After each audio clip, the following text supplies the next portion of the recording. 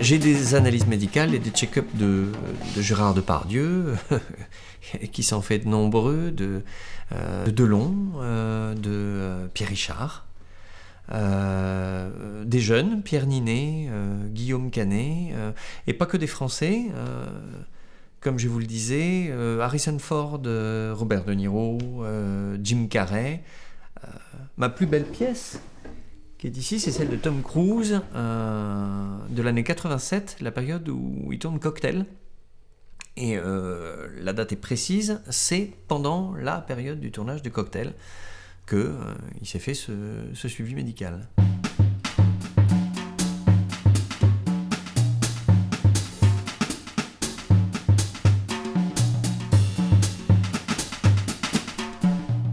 Donc oui, analyse médicale, je sais que de l'extérieur ça peut sembler bizarre en disant quelle est cette collection. À mon sens, c'est pas plus stupide qu'une autre collection, et c'est pas moins passionnant qu'une collection de timbres, de capsules de bière, de yaourts, je veux dire, il y en a des collections assez improbables. Une analyse médicale, oui, j'y trouve plus de noblesse que des sous-bocs de bière. À partir de mes 5 ans, j'ai eu une santé très très fragile avec un problème qui m'a fait faire de longs séjours hospitaliers, à faire des suites d'analyses. Et en 2001, je dirais, ma mère a remis la main sur un classeur qui témoignait de toutes mes années d'enfance. Et la découverte de ce classeur a agi, je dirais, comme une Madeleine de Proust. Ça a été comme une machine à voyager dans le temps.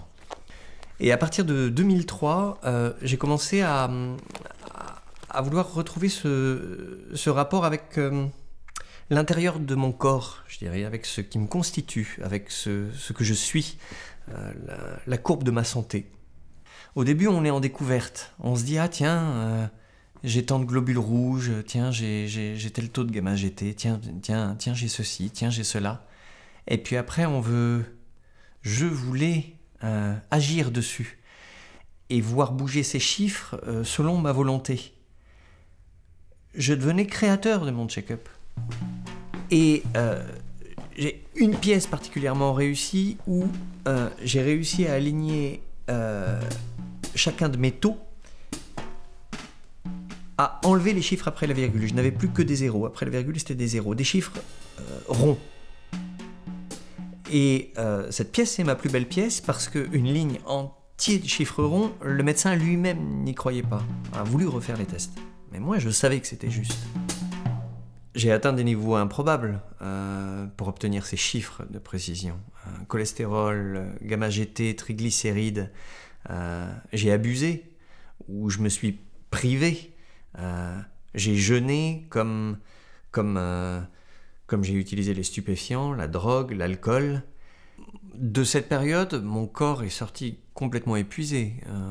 Mais ça se voyait physiquement, il n'y avait même plus besoin d'être médecin pour savoir que j'étais dans un triste état, quoi. Il fallait que j'arrête. Parce que bon, d'accord, hein, je faisais des petits chefs-d'œuvre d'analyse médicale, mais j'allais en crever. Et puis vient la caverne d'Ali Baba. Lors d'une analyse médicale, au lieu de me l'expédier sur papier, de la recevoir par courrier ou d'aller la chercher en main propre, elle me vient par le net. La dématérialisation des analyses médicales, c'est n'avoir plus besoin que de se baisser pour ramasser ce que vous voulez. Quand les documents sont dématérialisés, ça veut dire qu'ils sont forcément stockés quelque part, donc ça veut dire qu'ils sont piratables. Par des forums de collectionneurs, j'ai découvert que je n'étais pas le seul collectionneur d'analyse médicale. J'ai découvert qu'il y avait tout un réseau, tout un trafic en Chine, en Russie. J'ai fait connaissance via Internet, toujours avec un collectionneur qui m'a beaucoup marqué, qui lui faisait des analyses médicales de grands sportifs. J'ai, par son contact, eu 2 analyses médicales de sportifs, mais j'y trouvais rien qui me parlait à moi personnellement. Et puis très vite, moi je me suis orienté vers les comédiens. Alors pourquoi? Déjà parce que je suis cinéphile, parce que j'aime beaucoup le cinéma, et aussi parce que ça me ramène à l'enfance. L'hôpital, parmi tous les bons souvenirs, c'était la découverte des films. C'était des VHS à regarder. Donc, ça me semblait très logique de chercher des analyses médicales de comédiens découverts pendant cette période d'hospitalisation. La boucle était bouclée. Après, Internet, c'est aussi extraordinaire que ça peut devenir, trop lassant, ennuyeux. C'est la différence que vous avez entre le vinyle et le MP3. J'accorde beaucoup plus d'importance à une pièce achetée sur eBay qui m'a été envoyée sur papier et dont j'ai l'assurance qu'elle a été tenue en main par le médecin concerné et l'acteur concerné que une quelconque analyse médicale, aussi vraie soit-elle, qui n'est que des 0 et des 1 et de l'encre sur du papier qui sort sur mon imprimante. Celle-là est de moins de valeur.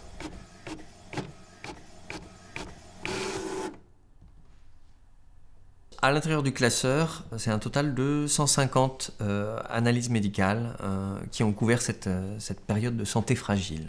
600 pièces de la période adulte qui sont réparties dans 3 cartons classés. Et pour les pièces de comédiens qui ont plus de valeur à mes yeux, évidemment, 80, ça doit aller jusqu'à la centaine de pièces environ. Il y en a qui ont plus ou moins de la valeur. Après, si on s'aventure sur...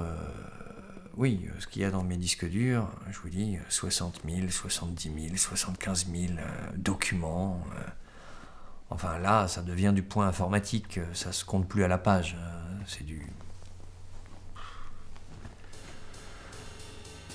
Ça m'aura pas permis de devenir médecin, j'aurais jamais eu le niveau, mais par contre, si jamais le hasard de mes pas m'amène à une soirée de médecins, j'aurai de quoi discuter avec eux.